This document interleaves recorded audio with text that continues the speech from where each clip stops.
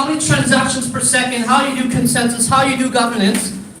If you're not focused on people's needs, then no people will come.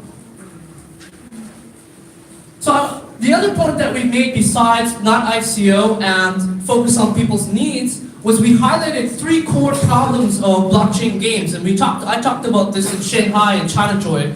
It's like the same as Tokyo Game Show and here in Korea G-Star in terms of size. So the user experience problem is really real, and I'm sure you've seen this or heard this many times from many people.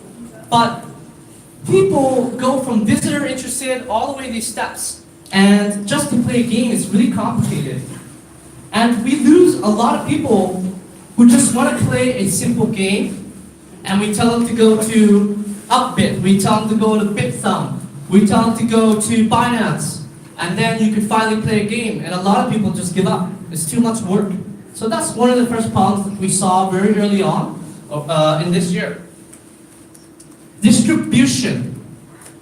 This is a big problem for blockchain games right now. Distribution, meaning both in the side of user acquisition with Facebook ads, Google ads, Twitter ads.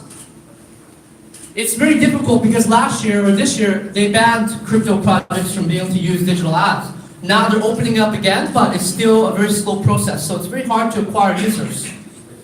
The second part of this, which I think you guys know, is the Apple App Store, the Google Play Store, the Amazon App Store. The business models that they have is to take 30%, and that's completely fine, that's their business model, but it's not accommodating to blockchain games. And I'm sure that they will learn. We're working really closely with them to educate them on this, but it will take time. So distribution for blockchain games is very difficult right now. And we highlighted the third problem here, scalability, the one that everyone hears about, right? Some stats of CryptoKitties in 2017. When we launched, when tons of people came and congested the network. And that's what happened, right? Everybody knows about this. The network was clogged by kitties. And we actually stopped some ICOs from happening, good or bad, but people loved the kitties. That was amazing. So those are the points that we made this year. Now, what are we thinking about in 2019? What are the things that keeps us up at night? What are the things that we think that this entire industry or Korea should be focusing on? Let's talk about all these words that you hear when you go to these conferences, right? All of these big words that people use in their white paper, on their website, when you go to a conference and they start wrapping all of these words to you, self-sovereignty, true item ownership, extensibility, interoperability, scarcity. And you as a user just look at it and you're like, what is this person talking about? I don't understand. What is the value to me, right? So we're trying to boil these terms down into something that will make sense for the user and make sense for the game developers. And here are some of our thoughts. Business impact. So as a business, you want to continue to generate revenue and you want to continue to impact people by operating your business in a positive way, right? Community. It's pretty straightforward. We're all here because you heard about CryptoKitties, you play CryptoKitties, and we're all gathered together here in Korea. I would have never thought in a year's time that I would be here in Seoul speaking to all of you. Self-expression. I'm going to be talking about this a little bit more because this is where it becomes very interesting because not a lot of people are thinking about self-expression. Full-time contributor. I will talk about this a little bit more further too. But this is the concept of which people will participate in these ecosystems as a gamer or as a part of the network, and that could be a full-time gig. And treasures.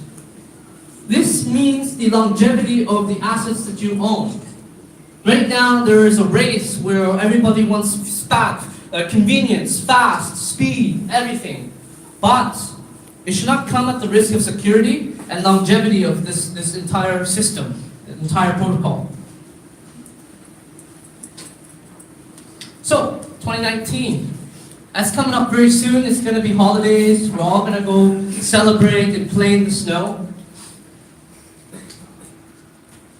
what is this? Well, I think that it's a great image because when we think about blockchain or Bitcoin in this space, we all think about the golden coin with the B, right? That's the brand image of crypto. And what does it say? That it could be more friendlier, it could be more accessible. This could be a token. A token could be anything. So here's the first point. A token will generate millions of jobs in the future. This is something that we're thinking about. Who knows what this video is? Raise of hands if you know what this video is. He does, because he saw my presentation. This is the world's first YouTube video, filmed in 2005 by one of the co-founders. It's the first, and this is the comment on this video, the first video on YouTube. Maybe it's time to go back to the zoo. The name of the music playing is Darude Sandstorm.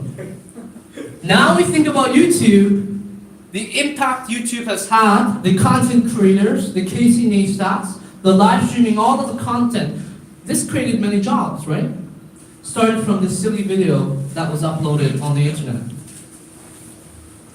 going to think about a little bit more examples here that I think is fun. Who knows who that is on the top right corner? Raise your hand. All right. This is Justin Kahn, very popular serial entrepreneur in San Francisco. He has a camera on his head. I think it's like a Logitech webcam. It's pretty crappy. He created Justin.tv. Wow, look at this website. It's pretty bad, right? So the whole thing is that he put a camera on his head and he just recorded everything that he did for days and weeks and months. That's what he was doing. Now who knows who these guys are, these brothers are? Raise your hands. You know? Who is it? The Jonas Brothers! This is them doing a live stream on Justin.tv, September 15, 2007. Look at them, they look like little kids, right? The quality is so bad. Now, what has Justin TV become? It has become Twitch. Twitch, as we know, is a platform that has content creators, live streamers, people who are now doing this as a full-time job, and we have people like Ninja, who is the #1 streamer for Fortnite. Does anybody know how much Ninja makes on a monthly basis? Raise of hands, or any guesses? You have a guess?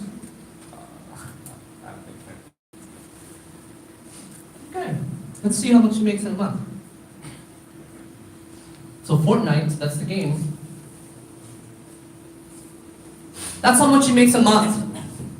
Who makes this much in a month? Right?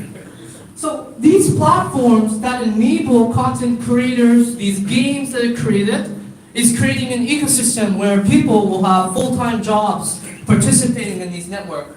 And best of all, they're creating content and they're enjoying it. So that's why we think that tokens will create millions of jobs, because it will just expedite this journey of content creators. Now, we have a bunch of people who stream all over the world. In Korea, you guys have probably #1 esports. And there's content creators that are on these platforms. So, I want to show you some very interesting stats here for the people who love data. This is Twitch's growth in terms of monthly broadcast partners, average views, hours watched per month. Isn't that crazy? This is the startup you want to invest in. That's why Amazon bought it, right? And so, this is solving a problem. This is creating content. Now, we have esports stadiums where you watch League of Legends, Dota, etc., StarCraft, right? Let's talk about all the people who are able to generate revenue or income individually, right? Well, of course, all of the esports athletes, 1% of the world, are like the Olympic athletes, right? We have about maybe 3% of full-time streamers around the world who create content and they get sponsored, they get advertisement, right? And then basically the rest of us, we put money into the machine and we don't get no money out.